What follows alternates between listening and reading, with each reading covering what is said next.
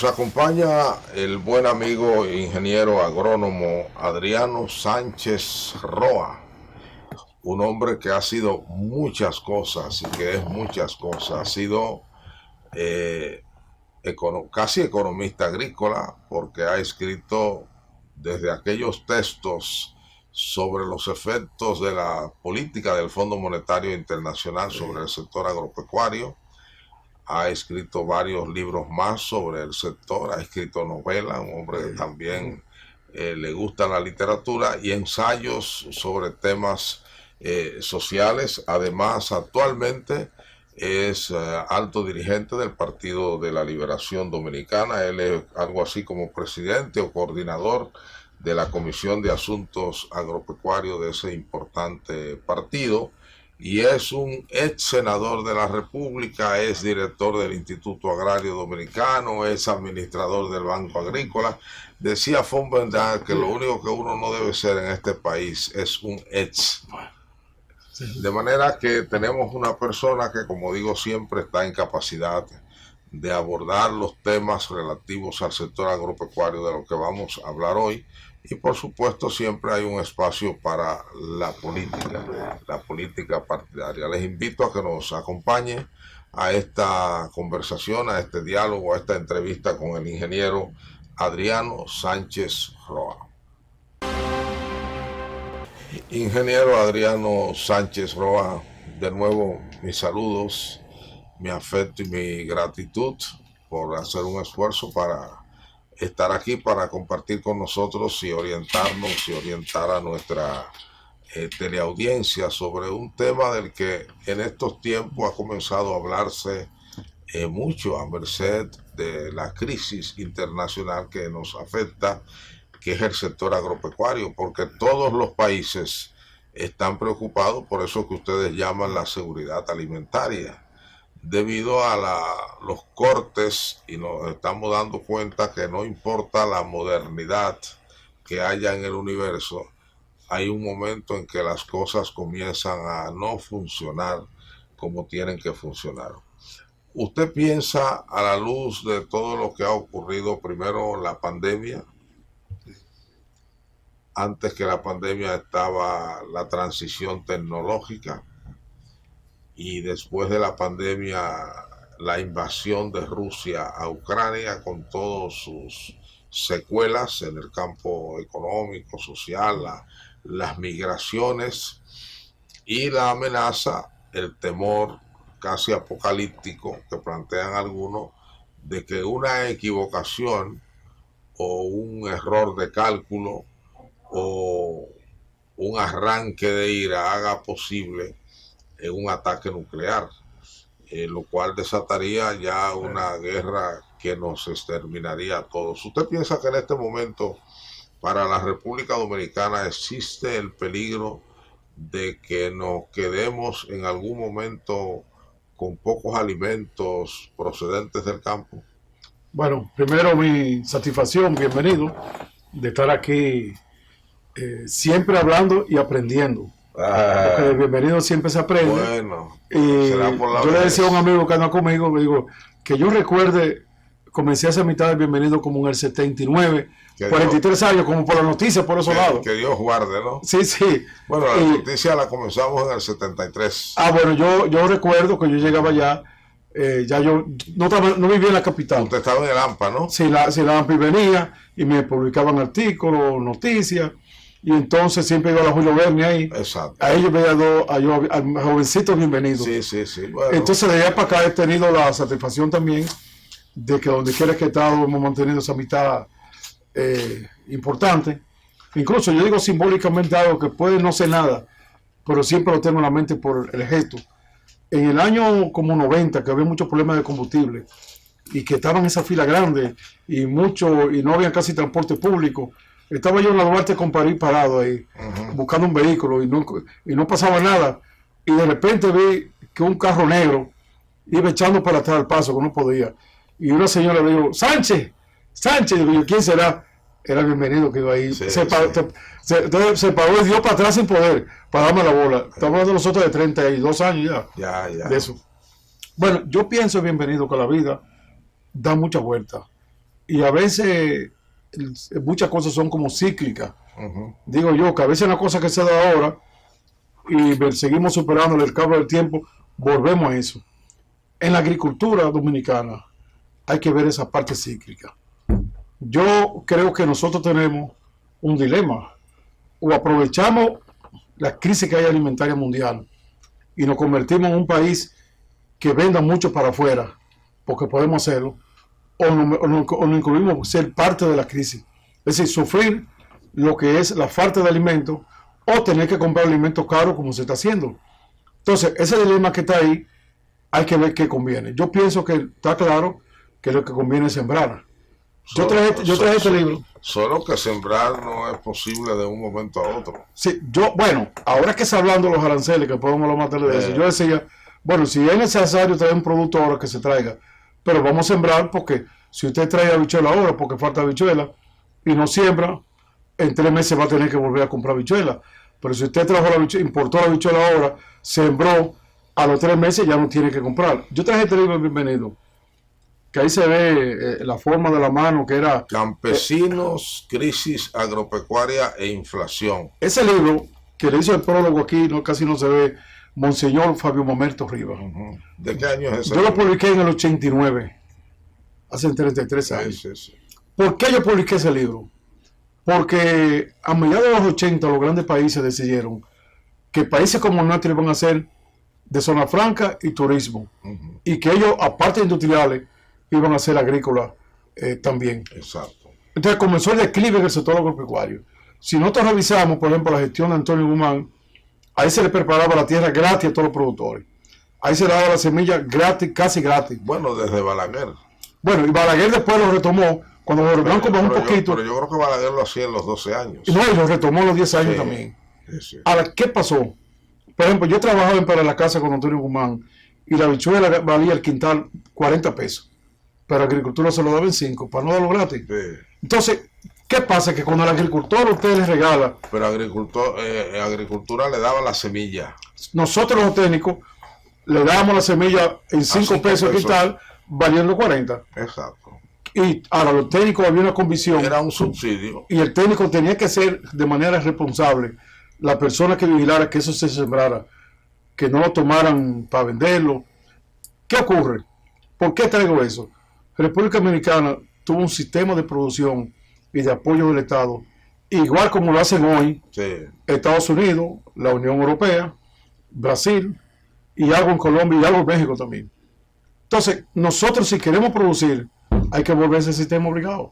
¿Por qué hay que volver? Porque no es posible competir con un productor extranjero que venda por debajo del costo de producción, y usted tiene productores aquí que tienen que vender carísimo. Me decía un ex ministro de Agricultura, cuando el asunto de Petrocaribe, yo le decía, ¿y por qué nosotros no sembramos mucha habichuela negra para venderse a Venezuela? Me decía en esa época, es que a nosotros nos sale a 1.800 el peso el quintal, y el mercado mundial está a 1.400. Porque aquí, por ejemplo, los mejores momentos en que el Ministerio de Agricultura y el IAD está apoyando, la agricultura tiene que poner gasoil, que el pago del operador, que no es gratis. Pero entonces, esa vez se llegaron a hacer algunas importaciones para venderle a Venezuela, cumplir, porque era una así mismo se trajo habichuelas de afuera para reexportar, ¿no? Correcto. Entonces, Venezuela aceptó como 2 cargamentos, pero después rehusó sobre la base de que decía que ellos querían estimular la producción. Correcto, porque la idea de Chávez... Y parece que fue... no, eso viene desde los tiempos de Carlos Andrés Pérez. Sí. El primero que quiso el Petrocaribe es una continuación de aquel programa que propició Carlos Andrés Pérez y México, que México nunca cumplió. Yo recuerdo de México que fue como a principios de los 80. Eran juntos ellos, pero a raíz de la crisis petrolera, para darle un colchón a estos países, nosotros nos beneficiamos mucho de Venezuela, pero de México no, porque México es un país de retórica revolucionaria, pero de una práctica ni siquiera de derecha, sino muy tacaño, un país muy tacaño en la ayuda externa. Bueno, el caso es donde yo quiero, para que la idea que yo quiero decir quede clara, es que en estos cíclicos República Dominicana debe retornar al sistema que se aplicó en los 12 años de Balaguer con Antonio Guzmán y cuando Balaguer vuelve. ¿Cuál es el sistema? El sistema es subvencional, porque hablar de subsidios lo prohíbe la OMS, digo, la Organización Mundial del Comercio, y hablar, por ejemplo, de subvención, como que pasa. Europa ahora mismo, de todos los subsidios que da, el 30% es a la agricultura. Nadie subsidia más que Estados Unidos y que Europa. Estados Unidos, de Roosevelt, le está dando 100 mil millones de dólares anual a sus agricultores. Esa ley que es cada 5 años, la firmó Obama y la firmó Donald Trump. Entonces, ¿qué planteamos nosotros? Que el Estado Dominicano haga lo mismo. Nosotros tenemos ahora mismo 4.9 millones de hectáreas de tierra totalmente baldías. Y tenemos 3.2 subutilizadas. Es decir, que hay 8.1 millones de hectáreas de tierra en el cual podemos cultivar, por un lado, los alimentos dominicanos y por otro lado, lo que se esté vendiendo. Me decía una vez Pepín Corripio, con su sabiduría, estamos hablando de Haití. Me dice, nosotros no podemos producir para Haití así. Hay que ver qué quiere Haití. Exacto. Entonces, ¿qué digo yo? Como me dijo Pepín Corripio, vamos a producir los alimentos dominicanos y vamos a ver qué quiere ese mercado internacional. Por ejemplo, en el último libro que yo hice, haciendo investigación, descubrí que Estados Unidos entre el 2018 y 2025 tiene planificado, ya va corriendo eso, duplicar lo que es la compra de productos orgánicos. Y tenemos mucha tierra orgánica porque ese sur entero casi y la frontera, como no ha tenido tanto financiamiento, no hemos tenido la capacidad para contaminar ya la tierra. Correcto. Entonces, otra cosa, hablando de los cíclicos, los productos tradicionales, que eran los que tenían el sostén de la economía. Recuerdo que en el año 79, esos productos aportaron al PIB 20.1%. Hoy la agricultura está por menos de 5% en general. Han retornado otra vez a ser importantes las cañas de azúcar. El café nuestro tiene un promedio, un precio promedio que a veces duplica y a veces es 80% más que el promedio mundial. En el cacao, bueno, en el orgánico que podemos producir más, somos líderes, seguimos siendo líderes. Bueno, y el tabaco ahora mismo, desde una exportación de 400 y pico millones de dólares en el 11, llegamos ya este año 2021 como a 1.100 millones de dólares. Es decir, se vende más tabaco que lo que vendemos en Haití. Hay una frontera muy clara de cuando comienza a languidecer el campo dominicano, que es a partir del gobierno del doctor Jorge Blanco. Sí, correcto. Con los acuerdos con el Fondo Monetario Internacional y aquella desgraciada medida del Banco Central de entonces. El famoso recargo cambiario. Dirigido por nuestro amigo Hugo Giuliani, que fue un recargo cambiario de un 36%. Nunca antes ni después se le ha dado tan duro en la cabeza a la ganancia del agricultor. A la ganancia del agricultor. Eso era una exacción que solo los técnicos urbanos eran capaces de hacer. Bueno, a partir de ahí, tristemente, hemos tenido todos gobiernos urbanos, con la excepción del gobierno de Hipólito Mejía, que extrañamente hizo muy poco por el campo. Sin embargo, él como ministro hizo, y después como presidente, entonces... Exacto.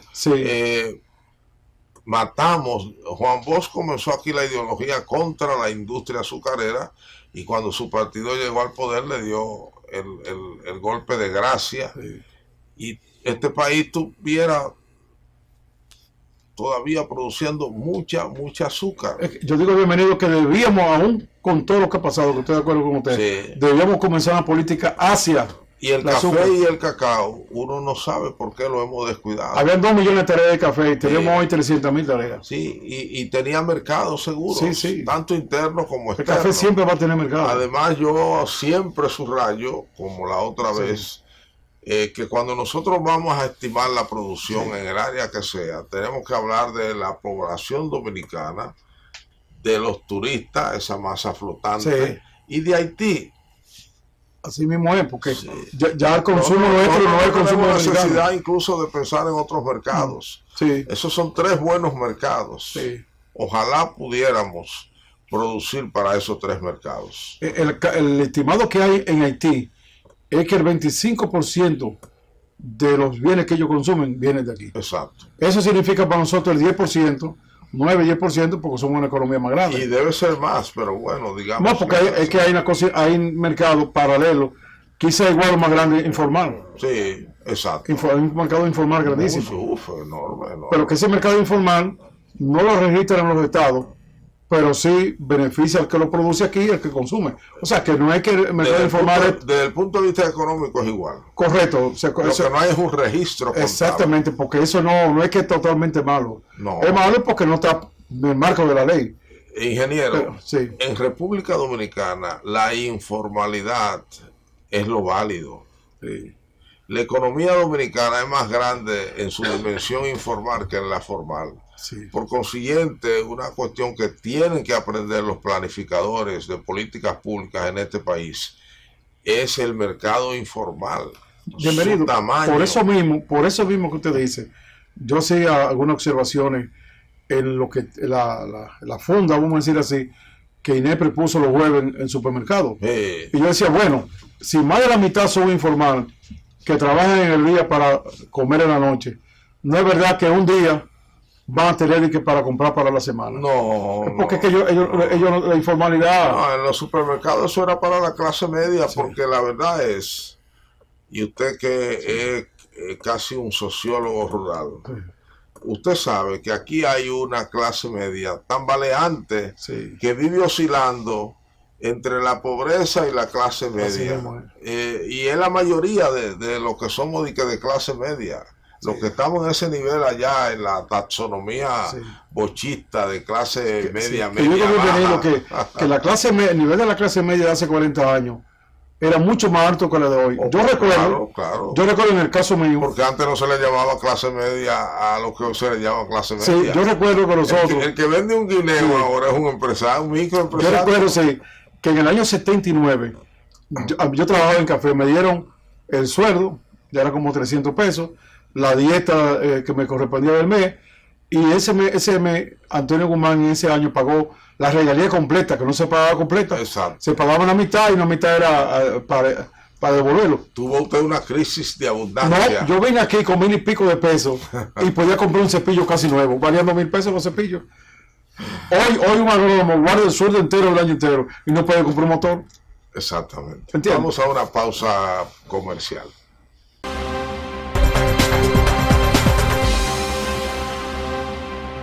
Bueno, ingeniero, ya sabemos por sus palabras que República Dominicana tiene condiciones y tiene tierra, que lo que necesita es una política de parte de los organismos oficiales, en este caso el Ministerio de Agricultura, el Instituto Agrario Dominicano y el Agrícola, fundamentalmente esas tres organizaciones, porque las demás son como organizaciones satélites. Yo incluiría un poquito el INDRI ahí, porque sí, como el agua. El INDRI por el agua, correcto, tiene toda la razón. Bueno, ¿qué es lo que falta? Usted ha dicho implementar una política de estímulo a la producción vía subvenciones. Sí. Subvencionar con semilla, subvencionar con asistencia técnica y, bueno, asesorar en el área de la comercialización. La preparación de terreno. Ahora, hay algo que conspira contra eso, y es que de la población dominicana en general se ha adueñado una mentalidad urbana. Sí. Usted va al campo de hoy y usted no, por la vestimenta, por la manera de hablar, por la música que usted oye y por los motores que ve, usted no cree que esté en el campo. Sí, ¿cómo resolvemos eso? Bueno, yo creo que, aunque nosotros hablamos que en general hay que subvencionar esas actividades de la agricultura, el Estado tiene que irse ser un poquito más rural. El Estado ha decidido que quedamos también urbanos. Cuando revisamos las instituciones, han dejado solo el campo. Por ejemplo... Bueno, desde los presidentes. Por ejemplo, yo digo... Dicen que hemos tenido presidentes que cuando le hablaban de esqueje de yuca preguntaban qué era ¿Qué es eso? Pero, por ejemplo, uno tiene una cosa. Estamos hablando de que agricultura tiene un programa que lo abandonó. Bueno, había un programa que era para los hijos de los agricultores. Ese programa tan maravilloso que había, donde el niño cuando iba subiendo se le iba enseñando la importancia de la agricultura Y como ya tenía condiciones de ayudar, ayudaba y sustituía al padre. Exacto. Al padre. Era el relevo. Pero también estaban los programas de mejorar la zona rural. Yo recuerdo, y eso fue con la etapa de los 12 años, la Manería Piña usted se va a Río Limpio, se va a Sabana Larga, a Toviejo, se va a Potroso, que son zonas rurales, y donde quiera hay casitas que se hacían. Donde quiera que se hizo una casita, esos pueblos existen. Cosa, algunos son distritos municipales ya. Donde no se hizo ese apoyo de vivienda, porque la vivienda, ya el Estado no construye vivienda en el campo. Exacto. Y la otra cosa es también que como no hay ese apoyo a la agricultura, han emigrado. Por ejemplo, yo tengo unos primos que viven en Jaina, que lo vi viendo tan mal, que le digo, vamos a repararte la casa. No, que no es mía. Le digo, la casa no es tuya, tú no trabajas, no tienes trabajo. ¿Por qué no te vas allá, que tú tienes tu tierra? No quieres regresar. No. Porque aquí tienen la cosa más fácil. Entonces, hay que facilitársela. Por ejemplo, el proyecto Macasilla que... Y además hay servicios que allá no lo encuentran. Por ejemplo, de medicina y de educación para los hijos. El proyecto Macasilla que se hizo en la barriguita de la República con Haití, si lo vemos en el mapa, que es tan importante que ahí se puede hacer una presa de 100 megavatios. ¿Qué ocurrió? Que cuando se hizo el proyecto, porque el proyecto ya estaban tomando los haitianos, la zona, ahí se le puso internet, porque ya la gente sin internet no tiene. Exacto. Ahí se le hizo anfiteatro para que vieran su película, se le creó y eso mejoró de una vez el ambiente. Yo digo bienvenido que ahora mismo nosotros, y pienso como dominicano más que como político, que hay que enfocar en este momento que la agricultura debe ser la prioridad. Por ejemplo, estamos hablando de subvencionar la preparación de terreno, la semilla, activar la asistencia técnica, que lo primero para activarla es nombrar a los técnicos que han cancelado. Porque usted con esos técnicos cancelados, de capacidad, de condiciones, de experiencia, que trabajan sin importar el partido que sean, no es verdad que usted va a activar y la armonía hay que buscarla con los gremios, con las cosas. Y además, ingeniero, es la primera vez que se tocan a los agrónomos. Nunca había habido de que mil y pico de cancelados. No, nunca. Mil y pico de cancelados, miles con pensiones de cosas. Otros 250 esperando la pensión. Hay 70 mujeres canceladas. Dentro de eso, de lo que quedan, los 700 los agrónomos, los médicos, los profesores eran personal sagrado. Yo trabajé mucho tiempo en los años 80. Trabajé yo, Ramón Almanza, trabajó Lázaro Guzmán, entonces gente, y éramos todos puestos de gobierno políticamente, pero trabajábamos. Exacto. Entonces, yo digo que hay que hacer una inversión de capital en el campo. Por ejemplo, el año pasado, en el 2021, de acuerdo con como publicó el gobierno, los bancos se ganaron 43 mil millones. Se ganaron los bancos. Y yo creo que ganaron tanto porque la pandemia le fue muy bien. Sí, y el mismo gobierno ayudó dando préstamos hasta para que fueran a préstamos casi sin nada para que se fueran a ocupar habitaciones turísticas. Ok, lo ganaron. El gobierno debe llegar a un acuerdo con esos bancos. 43 mil millones, vamos a meter 20 mil millones para la agricultura. ¿Cuál es el temor que tienen los bancos? Que la agricultura es una actividad de mucho riesgo. Pero si el gobierno dice no, vamos a poner el seguro bien. Un fondo especial, como se ha hablado siempre. Y eso, prestan 20 mil bajo la garantía de Agrodosa. Nosotros, si viene una lluvia o una plaga, el gobierno es solidario, el gobierno es que cubre eso. La tasa de interés que ustedes lo prestan a, qué sé yo, un 15% anual, no, usted lo va a prestar un 5%, el dinero lo subsidia el Estado. Entonces, el Estado está teniendo un capital ahí. Bueno, por ejemplo, ahora mismo. Ha habido desde los tiempos yo creo que del licenciado Medina, ha habido una atención especial al agrícola. Sí. Se ha canalizado fondos, gobierno también lo ha hecho. El Banco Agrícola lo consiguió, lo recibió, desembolsando. A mí yo voy a desembolso porque a veces la formalización es una cosa, 7 mil y pico y fue... Claro, el agrícola tiene una dificultad y ahí volvemos a un tema que es importante en el país, que es la informalidad. En el campo también hay informalidad, es decir, hay mucha gente que ocupa parcelas del Estado, por ejemplo, y no puede respaldar un préstamo con esa parcela. El agrícola debería buscar un mecanismo para que eso no sea un obstáculo para el préstamo. El Banco Agrícola tenía o tiene, no sé, unos préstamos llamados perendarios. Recuerdo que cuando yo era administrador, se le entregaba hasta 75,000 pesos en la época, que era, el prendario es a la cosecha. Ahora, había un técnico, un perito. Esa era la garantía. Pero el perito estaba todos los días ahí. Incluso en el año... El agrónomo de área de agricultura, que era el perito del agrícola. En los años 70 se creó una masa de productores que debían dinero y que el Estado quería que trabajaran, pero no le prestaban porque ya debían 2 préstamos, 3. Sí. Se creó entonces un crédito llamado crédito supervisado, que lo dirigía una persona que usted conoce, Francisco Checo, Oh, sí, cómo no. que después fue presidente, era dirigente de la AMPA. ¿Qué significaba eso? Crédito supervisado, que cada centavo que se le entregaba a ese agricultor que había tenido dificultad era con el técnico ahí. ¿Qué ocurrió? Que más de la mitad de esos productores que tenían sus dificultades se les recuperó como buenos clientes. Incluso en mi época, Balaguer siempre le entregaba todos los meses dinero al banco y llegamos al acuerdo, yo se lo propuse, de que los agricultores que tenían problemas con el banco, porque había venido una lluvia abundante, la plaga, que no era culpa de él se lo iba a pagar de ese dinero. Yo recuerdo que una vez fui yo a Baní y me junté con los cebolleros que todos debían, preocupados, y como yo le dije que el presidente se lo pagó y ahí le tenía el nuevo dinero, pero que ese dinero lo iban a matar junto con el perito.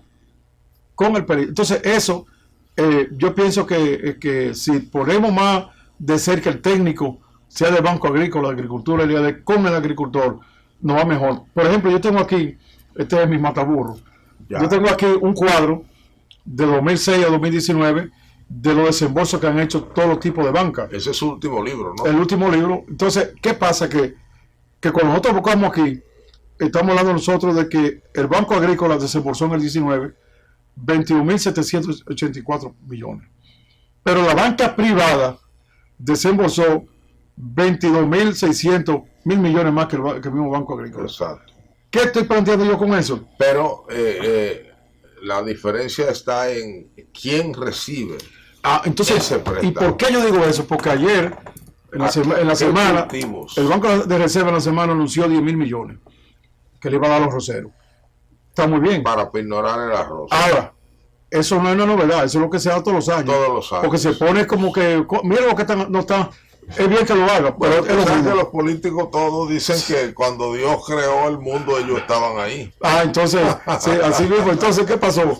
Que, ¿dónde yo voy? ¿Quién lo va a recibir? Yo, por ejemplo, cuando vino los 5.000 millones de tasa cero, yo le decía a mi amigo Fernando Durán, el ministro del Banco Agrícola, que ese dinero debió llegar a quienes no tenían acceso a otro dinero. Exacto. Usted no puede dar ese dinero a la cooperativa de arroz de La Vega, para poner ejemplo. Bueno, lo que pasa es que ese dinero del Banco de Reserva es específicamente para ignorar arroz, correcto. Más nada. Correcto. Como usted muy bien dijo, eso es algo que se hace todos los años.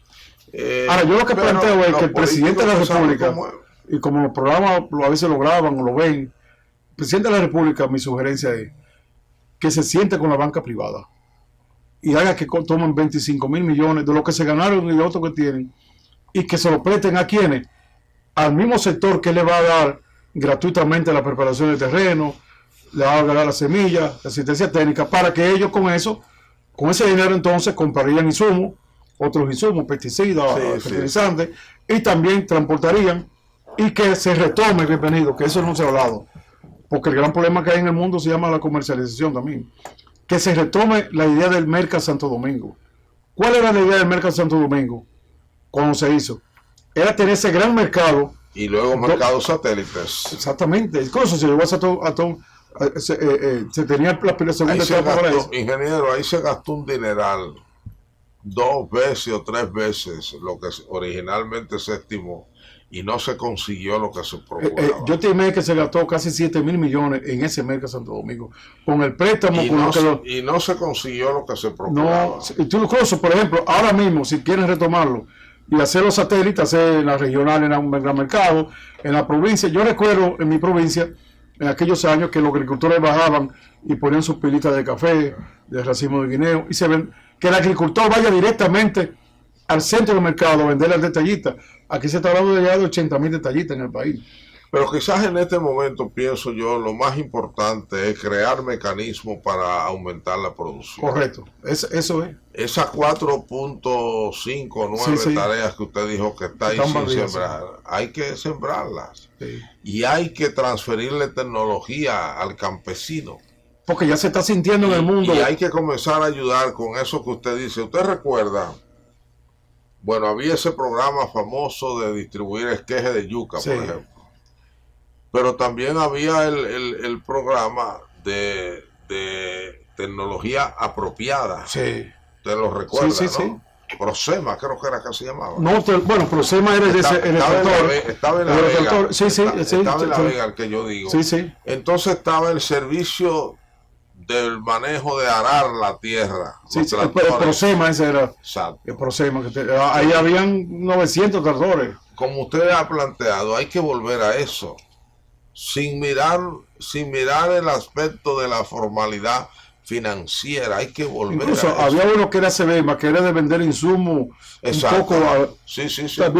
Y había un programa que deben volver, que llamaba de comprobación de finca. Es decir, que hay por ejemplo, ahora mismo el maíz, estamos produciendo 2.5 quintales por tarea. Estados Unidos produce 14. Pero aquí ya hay algunos empresarios, como José Jacín, el ex senador, que tiene una finca en Atomayor que produce 8 quintales de maíz. Entonces, ¿qué hacía ese programa? Barceló. No, José Jacín. José Jacín. Sí, Josécito. El ex senador. El de San Pedro. Sí, él es más agricultor que médico. Producía 8 quintales Produce de maíz. Maíz. Incluso él quiere que hagamos un día de campo allá para que... Entonces, aquí se produce 2.5 nada más como promedio. ¿Qué hacía el programa de comprobación de tiene finca? mucho mercado. Sí, ¿qué hacía? Correcto. Que tomaba esa tecnología, iba con los agricultores en una sesión, por ejemplo, en una área, lo sembraba, todo el proceso lo hacía con los agricultores presentes. Los agricultores veían todo el proceso. Exacto. Entonces veían Eso lo se que llama transferencia de tecnología. y ellos entonces se estimulaban. Correcto. Porque bien, entonces esos programas hay que volver otra vez, que se den. Que antes eran muy frecuentes. Entonces, ¿qué pasa, bienvenido? Que ahora mismo hay los procesos que te dijo de la pandemia. Antes de la pandemia el hambre comenzó a crecer. Pero después de la pandemia se habla de más de 300 millones de hambrientos. Sí. Y ahora con eso de Ucrania y Rusia, porque la gente dice, ven acá, ¿y por qué Ucrania era tan grande que es el noveno, el octavo país que más turistas vienen a la República Dominicana? Son países potentes, y no decir Rusia. Por ejemplo, estamos hablando de que más de la mitad del aceite que consumen los humanos en el mundo lo producen ellos, que producen el 13% del maíz. Tremenda potencialidad. Que produce una potencialidad. Entonces esas potencialidades, eso se refleja aquí también. Que yo creo que República Dominicana debe concentrarse a producir. Por ejemplo, eso de la tasa cero que están planteando, no me gustó que han puesto más interés en la importación que la producción. El presidente pudo mandar ese proyecto y al mismo tiempo arrancar con el proyecto de producción, pero no están en producción. Por ejemplo... Bueno, si usted mira las estadísticas del PIB, se da cuenta que el año pasado apenas llegamos al 2.1, creo. Sí, y mientras la economía creció 12. Exacto. Y este año, en el primer trimestre, estamos más bajos todavía. Sí.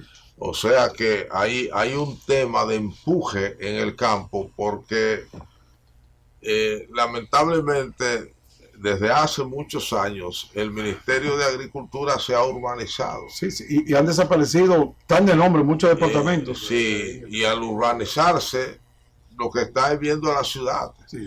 Y en las ciudades lo que hay son consumidores. Sí. Yo digo bienvenido que siempre he dicho en la teoría que los presidentes quieren quedar bien. Sí, todos. Pienso yo. Todos.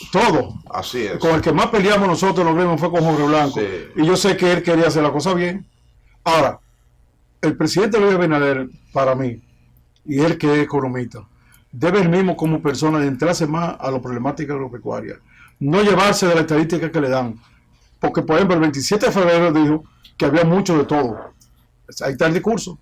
20% hemos aumentado, pero antes del mes mandó la carta, mandó el proyecto de ley para importar. Entonces, si hay que traer productos de fuera, no era verdad. Ese proyecto de ley no va a desestimular nada. Es un proyecto provisional, profesor, por unos días y por unos productos. Eso es para dar respuesta a una coyuntura Yo creo que la oposición ha querido hacer oposición. Bienvenido, lo que pasa es Y que los industriales, por supuesto, se oponen porque los industriales tienen una lucha que será por siempre con los importadores. yo lo que digo, bienvenido, es también que vamos a suponer que, como usted dice, algo provisional, pero si no se siembra va a seguir permanente, porque vamos a suponer que trajeron todo lo que quieren traer ahora. Ahora le digo yo, como dice el Evangelio, una cosa es necesaria hacer sin dejar de hacer la otra. Eso, yo digo, bueno, la prioridad tiene que ser la siembra. Incluso en la propuesta que llevaron los diputados del PLD ahora ya, y que yo tuve como yo fui legislador y soy amigo de ellos, exacto, me senté con ellos y analizamos. Lo primero era, o sea, para el PLD aprobarla, que no lo aprobamos, era que, número uno, que las importaciones se hagan en coordinación con los sectores productivos concretos. Se va a traer habichuela, júntese el gobierno con los productores de habichuela y analice. No, y que le dé la cuota a ellos. Bueno, a mí me tocó una importación de arroz cuando estuve en el banco, y Luis Tolar, que era el secretario de Agricultura, acordamos y se la dividimos entre los productores y los comerciantes de Tallita. Exactamente. Y eso bajó el arroz. Sí. Si usted va a traer zanahoria, y ayuda a los productores. Si usted va a traer zanahoria, combínese con ellos. Correcto. Entonces, lo que nosotros pusimos como condición. Lo que pasa es que hay unos zorros en las ciudades. Porque, por ejemplo, cuando los industriales fueron ahora a la Cámara de Diputados a decir que estaban de acuerdo y con los productores, esos son ellos que tienen otros intereses. Segurito que ese interés no es el mismo del productor de ajo, para poner ejemplo. Entonces el gobierno tiene que con cada sector productivo sentarse antes de importar, porque uno de los problemas por los cuales votaron muchas cosechas, sobre todo en Constanza, en Vallejuelo, es que en el momento de la producción llegaban las importaciones. Bueno, pero eso fue una práctica particular y usted lo sabe muy bien en el gobierno anterior, porque habían gente con intereses. No, porque lo que votaron ocurrió en el gobierno actual. Incluso yo te vendo de esta importada si me compra de esta criolla. Digo, lo que se votó ahora fue en el presidente del gobierno. Todos esos que votaron zanahoria, papa. Sí, está bien, pero que era una protesta, a mi juicio, exagerada, aunque siempre es válida, porque el campesino que produce, que siembra y produce, ha perdido peso político y a veces para hacerse escuchar tiene que tocar duro los tambores. Correcto, hay que hacer cosas. Sí. Bueno, como pasó ahora. Ustedes los políticos también se han urbanizado. Como ocurrió. Usted se oye. Bueno, algunos, porque yo sí estoy en mi campo. Usted sabe que, bueno, como me gusta la agricultura, sabe que, por ejemplo, el pasado jueves los agrónomos tuvieron desde el domingo un vía cruce de Dajabón a la capital, y luego estuvieron en el Parque Independencia con la cruz llamando la atención. Exacto. Por ejemplo, yo digo bienvenido. Escúchame, vamos a hacer ese método porque el hombre se me le va a caer el brazo para entonces venir al tramo final de este interesante programa con el ingeniero Adriano Sánchez y Roa. Bueno. Roa del Sur Profundo. Sí, ya piña.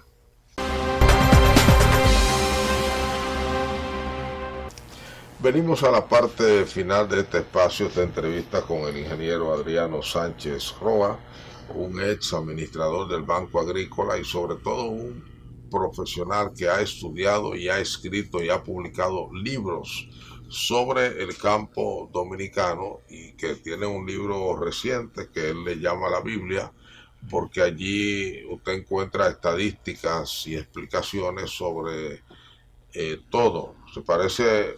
Usted y Fran Tejada creo que son los únicos que escriben sobre... Y egresados salesianos los dos. Sí. Y bueno, él es un productor activo, además, un productor muy moderno, dicho sea de paso, y nunca ha abandonado el campo a pesar de que vive aquí en la ciudad. Pero entre usted y yo hay como un consenso hoy, ¿verdad? La necesidad de reimpulsar. Por eso somos amigos bienvenidos, porque hemos tenido un consenso histórico. La producción del campo. Yo diría... Tanto en la agrícola como en la pecuaria. Yo diría... Esa sería la prioridad. Yo diría que en términos generales... hace falta un cambio de mentalidad de gobierno. Correcto. Y un impulso de parte de los organismos encargados de aplicar las políticas dirigidas al campo. Yo, por ejemplo, veo que el presidente hace mucho énfasis en el turismo, y está bien, turismo es una buena fuente de nosotros. Ese mismo entusiasmo, ojalá lo pongan en la agricultura, y ponga a los funcionarios a eso. Sí. Él lo que tiene es que diseñar una política correcta y darle su seguimiento. Yo incluso he planteado que así como hacía Jorge Blanco, lo hacía Balaguer, que forme el Consejo de Agricultura y cada 15 días se reúna con ellos. Balaguer se reunía con el grupo todos los lunes. Entonces él revisa lo que él ordenó que se haga. Exacto. ¿Qué es lo que hay que ordenar? Correcto. Que todo el agricultor que quiera sembrar, todo, no importa el color, el partido, todo el que quiera sembrar, él le garantiza las semillas, romper tierra y también El agua. el agua y el técnico. Ahora, para los insumos, le garantiza entonces lo que es el financiamiento. Como le va a faltar recursos, acude entonces también a la banca privada. Exacto. Y la otra cosa es que debe, aparte de los alimentos para el pueblo dominicano, que es lo primero, él debe disponer de lo que es un esfuerzo hacia el exterior. Por ejemplo, Danilo dijo en una ocasión, que nunca lo llegamos a hacer, pero creo que es lo correcto, que hay que colocar en toda la representación diplomática dominicana un personal para que esté al mercado nada más. Por Exacto. ejemplo, Ha habido muchas ideas sí. sobre eso, pero ninguno lo implementa. Correcto, entonces eso es importante porque, repito, nosotros estamos comprando allá afuera el año pasado 4.040 millones de dólares y vamos camino a los 5.000. Ahora, ingeniero, Cuando en el 2002 fue 700 que se trajo. exacto, pero hay otro escenario posible también. Como es tan difícil colocar los productos agropecuarios en el mercado exterior, porque cada país protege. Sí, Este es uno de los países que menos protege a sus productores. correcto. Los demás protegen y establecen una serie de normativas, incluso por la vía fitosanitaria que conocemos bien, para Por ahí no controlan. para violar, Sí. para no violar los acuerdos De la OMS. de la OMC. Entonces inventan unos problemas fitosanitarios para no afectar su Que producción Europa local. ahora mismo está así con el guineo y Pero los vegetales. mientras tanto, nosotros tenemos 3 mercados. Vamos a empezar por ahí, vamos a producir pensando en Haití, pensando en los turistas y pensando en los 11 millones de dominicanos que viven aquí, que comen mañana, tarde y noche. Que podemos estar hablando nosotros de más de 20 millones de personas que están ahí.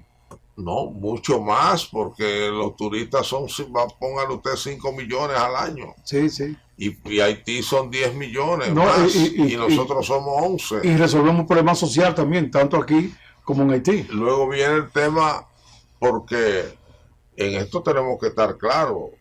Si usted dice yo voy a ser importador, usted le basta con esta tableta y un teléfono. Sí, Y una oficina de 3 metros con una muchacha Sí. de secretaria. sí. Ya eso es todo, pero la producción no. No, el riesgo que se toma.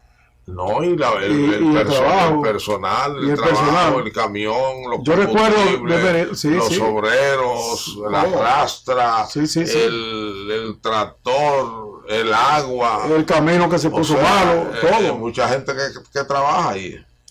Sí. Yo pienso en ese sentido que la claridad está ahí. ¿En qué? En que si no se produce, vamos a tener más dificultades que la actual. E incluso el presidente, se ha hablado de reforma fiscal, los préstamos van subiendo. Si se incentiva la creación de más riqueza, y el campo es la primera que puede dar más riqueza, yo pienso que el presidente no va a tener la necesidad de hacer reformas fiscales.